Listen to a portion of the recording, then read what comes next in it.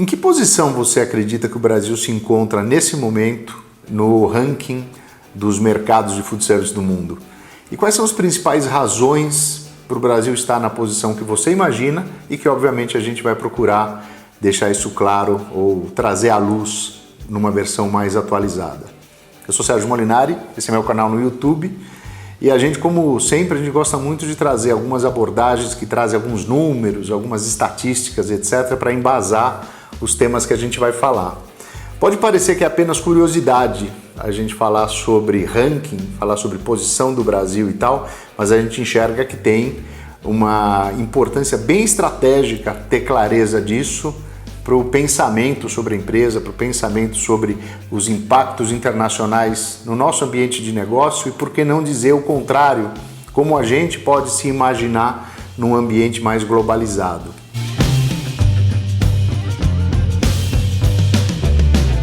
Então a gente vai falar aqui de qual é a leitura baseada em como o ano de 2022 fechou no Brasil e no mundo.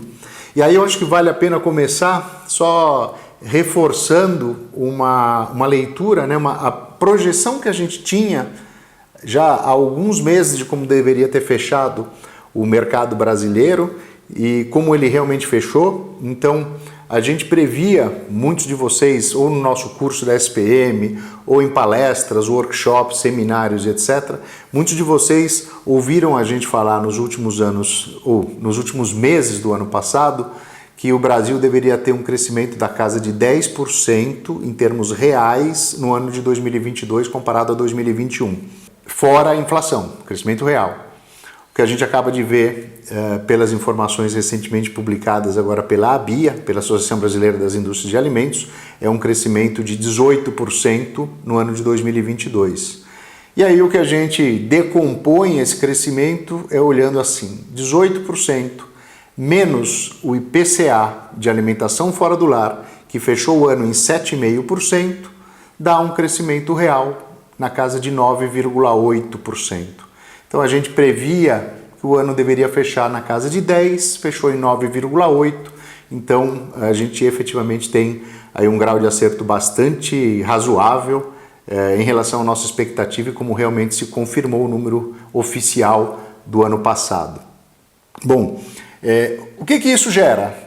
Quando eu pego o número de qual foi o faturamento de toda a indústria de alimentos e bebidas, que é o CMV, o custo de mercadorias vendidas do food service, e a gente projeta para estimar qual foi o faturamento nosso a valores ao consumidor final, valor de ponta, que é como se lê esse mercado no mundo todo, a gente tem que o mercado brasileiro é um mercado hoje de aproximadamente 100 bilhões de dólares, para ser um pouquinho mais exato, convertendo o que foi o tamanho do mercado no ano passado em reais, por um dólar médio do ano passado, a gente está falando em 103 bilhões, o tamanho do mercado brasileiro em valores ao consumidor final.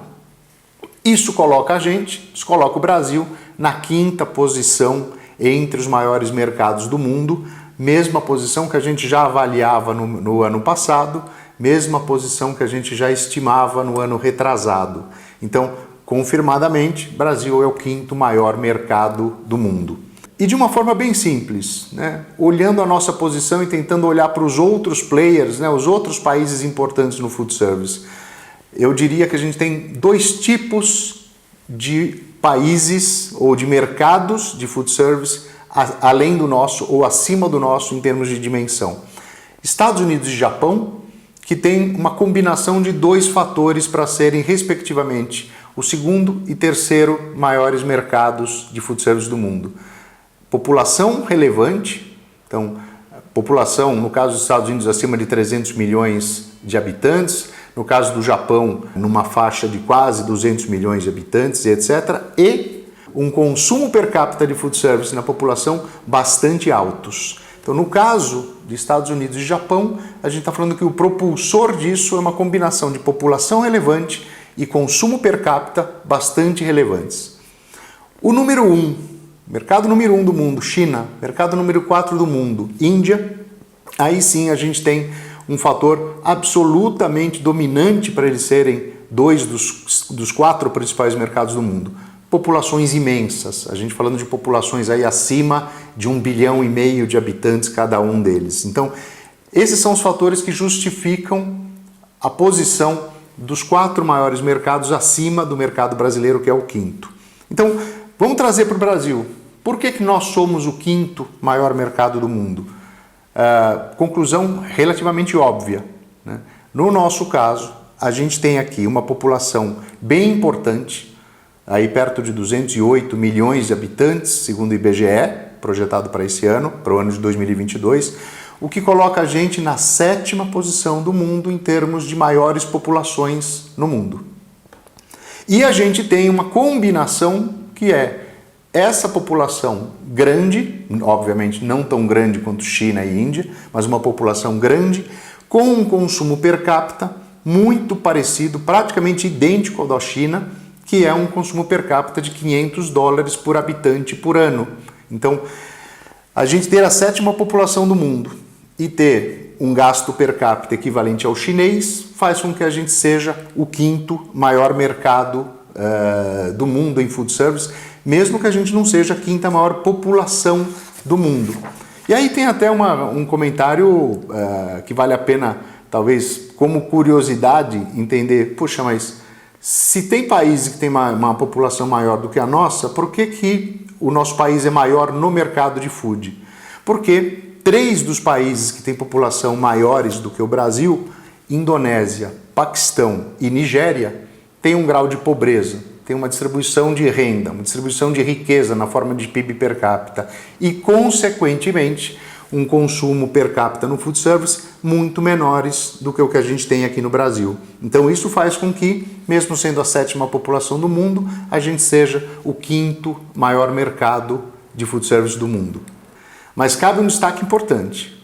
Apesar de que a gente é o 5º maior mercado de food service do mundo, e que a gente entende que essa 5ª posição a gente não deve perder, no mínimo ao longo dessa próxima década, vale comentar que a gente é o 73º país em termos de PIB per capita do mundo, ou seja, a gente tem ainda um grau de pobreza ou de baixa distribuição da riqueza muito acentuado no Brasil, e isso faz com que a gente não seja um mercado ainda muito maior do que a gente já é. Dificilmente a gente superaria países enormes em termos de população como a Índia ou como a China, mas a gente teria uma posição ainda mais folgada dentro desse ranking. E por que a gente não vai perder a 5ª posição do mercado? E depois a gente vai tentar dizer o seguinte, o que isso significa para a gente, né? Para você que é empresário ou que é profissional desse mercado.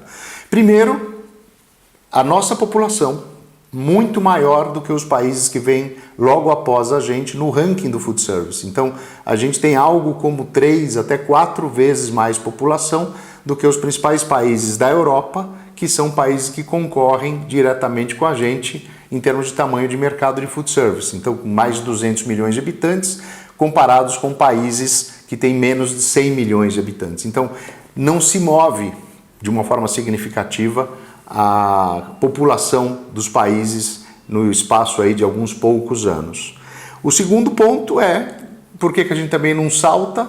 Porque PIB per capita também não se movimenta tanto de um ano para o outro. Então, no espaço de uma década, a probabilidade de que se mude radicalmente uma posição de PIB per capita do Brasil, ou olhando de uma outra forma, dos países da Europa, muito dificilmente isso acontece. Então, é fato. Somos o 5º mercado do mundo em food service e muito provavelmente é o que a gente vai constatar novamente daqui a 5 anos ou daqui a 10 anos. Então, essa posição ela já está muito consolidada. E aí, eu acho que vale a pena dizer o seguinte, por que isso, pelo menos na nossa concepção, trazendo uns 2 ou 3 pontos, por que isso é importante para a gente que atua nesse mercado? Primeiro, para entender irremediavelmente de que nós somos alvo, nós somos target, nós somos uma vitrine olhada pelo mundo. Por quê? Porque qualquer processo de expansão, qualquer processo de diversificação ou de ampliação da presença ou da cobertura de companhias internacionais passam necessariamente pelo menos pelo pensamento sobre se o Brasil é viável ou não, é atrativo ou não e etc. Então, nós somos o quinto mercado. A gente sempre vai ser uma das bolas da vez quando se pensa em expansão, diversificação, ampliação geográfica e assim por diante. O segundo ponto é o fato de ter um mercado desse tamanho e de ter uma presença de empresas globais ou de empresas multinacionais bastante significativo, isso faz com que modelos de negócio, tecnologias, tendências alimentares e tantas outras características cheguem aqui numa velocidade cada vez maior. E eu diria que cada vez de uma forma mais completa. Todas as tecnologias que existem no mundo praticamente já estão no Brasil e chegam no Brasil. Da mesma forma que as tendências, umas mais, outras menos, da mesma forma que modelos de negócio, formatos de loja, formatos de operação e assim por diante.